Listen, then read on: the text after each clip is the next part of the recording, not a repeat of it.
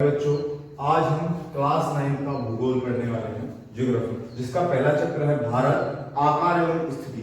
यानी कि भारत के आकार और स्थिति के बारे में इसमें दे रखा है। ये बिल्कुल बेसिक है भूगोल का, भारतीय भूगोल का, है ना। ये चैप्टर 1 है। समझिए बच्चों, ये जो चैप्टर है ये केवल 9th के लिए नहीं है, हर उस बच्चे के लिए है जिसको अक्षांश और देशांतर की नॉलेज नहीं है, लॉन्गिट्यूड एंड लैटिट्यूड के बारे में जिसको नहीं पता है। आज उसके सारे डाउट्स उन बच्चों के क्लियर होने वाले हैं। ओके, तो प्यारे बच्चों, सबसे पहले जब हम इस चैप्टर की शुरुआत करते हैं तो वहां लिखा हुआ है भारत की स्थिति के बारे में बताया गया है। बच्चे पढ़ लेते हैं, रट लेते हैं, याद कर लेते हैं, लेकिन उनको समझ नहीं आता ये क्यों है। क्या? देखिए, भारत उत्तरी गोलार्ध में स्थित है। इसका मुख्य भाग 8 अंश 4 मिनट 8 डिग्री 4 मिनट उत्तर से 37 डिग्री 6 मिनट उत्तर अक्षांश तथा 68 डिग्री 7 मिनट पूर्व से 97 डिग्री 25 मिनट पूर्व देशांतर तक है। ये कुछ वर्ड्स अजीब अजीब से लगे आपको, सर ये अक्षांश क्या है, मैंने इसलिए बोला कर दिया, ये देशांतर क्या है, और सर ये उत्तरी गोलार्ध क्या है ना। तो ये सारी चीजें आज हम इस वीडियो में समझने वाले हैं। मैंने यहाँ 2 फिगर बनाए हैं प्यारे बच्चों। इन फिगर्स की सहायता से हम समझने की कोशिश करेंगे। अब देखिए, आप पूरा फोकस इस वाले फिगर पर कीजिए। देखिए, ये हमारी पृथ्वी है। ओके, पृथ्वी पर कुछ काल्पनिक रेखाएं खींची गई हैं, है ना, जिनको अक्षांश रेखाएं और देशांतर रेखाएं कहते हैं। अब अक्षांश रेखाएं कौन सी हैं और देशांतर रेखाएं कौन सी हैं, हमें आज वही समझना है। प्यारे बच्चों, ये जो है पृथ्वी को, ये वाली रेखा बीच वाली पृथ्वी को 2 भागों में बांटती है, इसलिए इसे भूमध्य रेखा या विषुवत रेखा कहते हैं। क्या कहते हैं? विषुवत रेखा या भूमध्य रेखा। ये पृथ्वी को 2 भागों में बांटती है।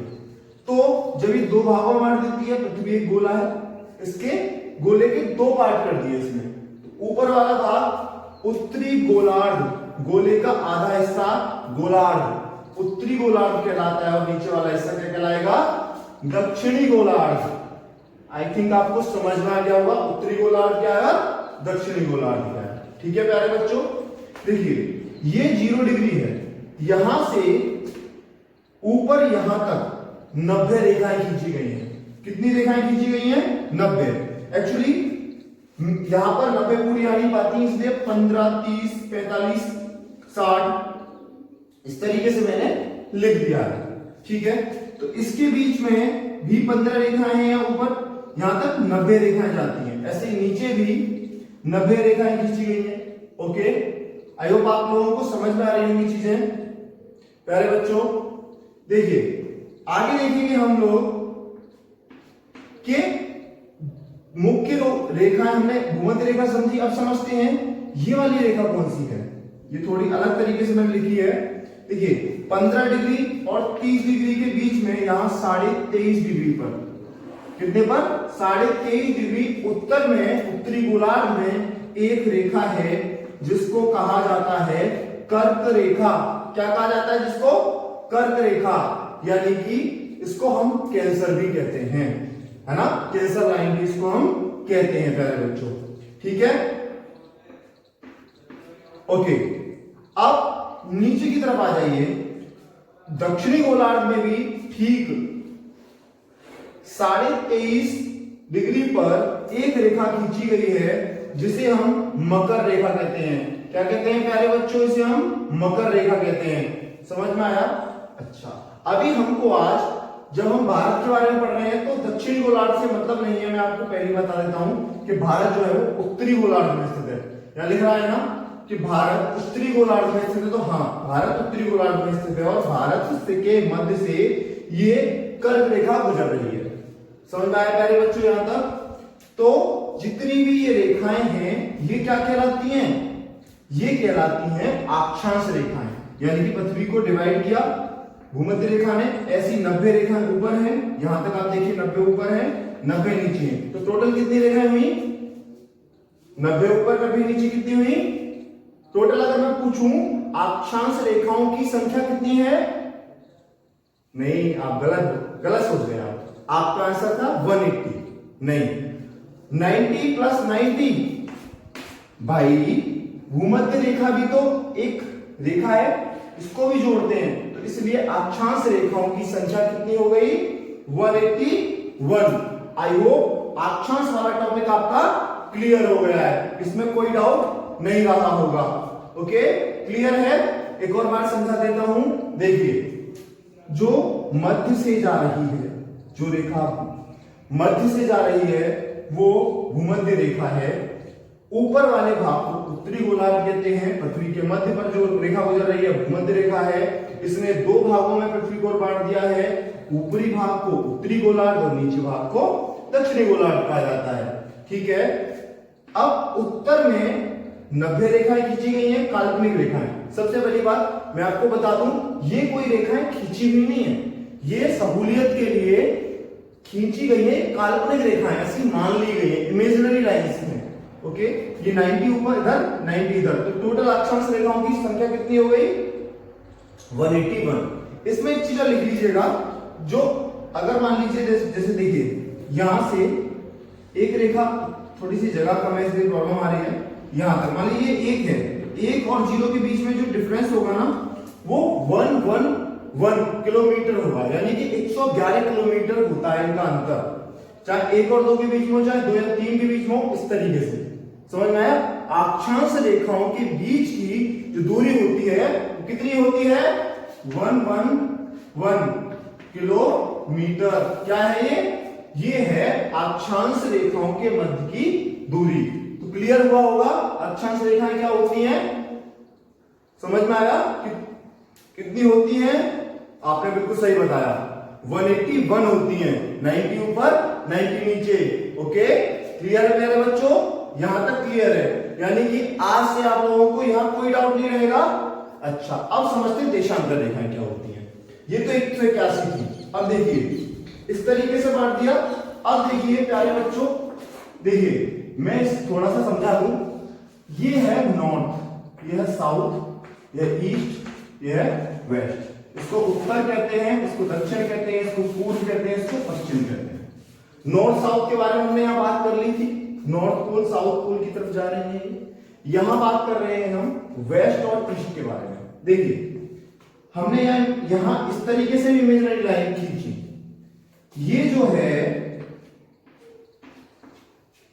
इधर साइड 180 रेखाएं, क्योंकि पृथ्वी गोल है, आपको 120 दिखाई दे रही है ना, पीछे भी है भैया, इधर साइड भी पीछे है क्योंकि पृथ्वी गोल है।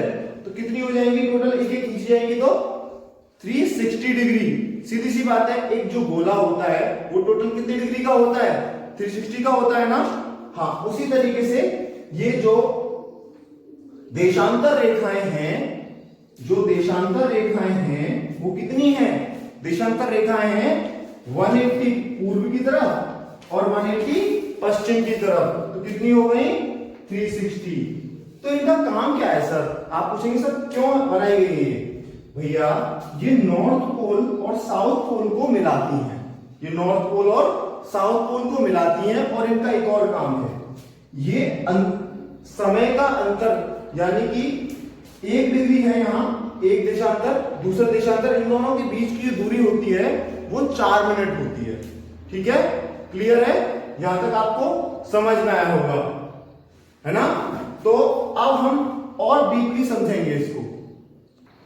अब हम समझेंगे इंडिया को, अक्षांश और देशांतर के बीच में इंडिया कहां है। एक्चुअली इस पर आप हंसिएगा नहीं, ये जो है सिंबॉलिक बनाया, कोशिश की बहुत बनाने की, लेकिन वो बन नहीं पाया। देखिए प्यारे बच्चों, अगर हम देखें भारत उत्तरी गोलार्ध में, वो कह रहा था उत्तरी गोलार्ध में स्थित है। उत्तरी गोलार्ध में इसका जो अक्षांशीय विस्तार है, प्यारे बच्चों देखिए, अब हम समझेंगे कि भारत कहां है। मैंने आपको अक्षांश और देशांतर तो समझा दिए थे, अब अक्षांशीय विस्तार और देशांतर विस्तार समझ लें। पता, देखिए ये जो है इक्वेटर है, इक्वेटर जो है ये इक्वेटर जा रही है भारत के मध्य से, ये है मान लीजिए भारत। तो उत्तर से इसका जो अक्षांशीय विस्तार है, अक्षांशीय विस्तार किस तरीके से होगा? इस तरीके से, क्योंकि अक्षांश रेखा है ऐसे बनी हुई है। अक्षांशीय विस्तार इस तरीके से होगा। तो देखिए 8 अंश 4 मिनट, 8 अंश 15 है, ये इसके नीचे से स्टार्ट हो रहा है, यहां से स्टार्ट हुआ, तो यहां से 8 अंश 4 मिनट इस तरीके से उत्तर 37 अंश 6 मिनट तक जाता है। तो यहाँ 45 से थोड़ा सा नीचे है, इसका मतलब यहाँ 37 अंश 6 मिनट तक इसका विस्तार है यहाँ पर। और अगर हम उसका देशांतरीय विस्तार देखें तो भारत का अक्षांश विस्तार कितना हो गया, 8 अंश 4 मिनट उत्तर से 37 अंश 6 मिनट। समझ में आया ना? देखिए 15 और इसके बीच में नीचे यहां पर है 8 अंश 4 मिनट। हम इसे अच्छे से दिखा नहीं सकते थोड़ा सा, क्योंकि बहुत ज्यादा छोटी संख्या, छोटी रेखाएं हो जाएंगी। आप देखिए, ठीक है, इस तरीके से यहां पर है, इन दोनों के बीच में ये तो हो गया हमारा अक्षांशीय विस्तार। देशांतरीय विस्तार कैसे होगा, इस तरीके से। तो देशांतरीय विस्तार क्या है, देखिए 60 से आगे है, यहाँ 68 मिनट, सॉरी 68 डिग्री 7 मिनट यहां से स्टार्ट हुआ, ये से 90 वाले डिग्री कहां जा रही है, देखो ये जा रहा है, तो 90 वाले से तो बाहर जा रहा है, यहां तक जा रहा है। तो ये 97 डिग्री 25 मिनट तक है हमारा भारत। तो आपको मुझे उम्मीद है कि बहुत अच्छे से समझ में आ गया होगा कि भारत की जो स्थिति है वो ऐसे क्यों है। ओके, क्लियर है? Thank you so much.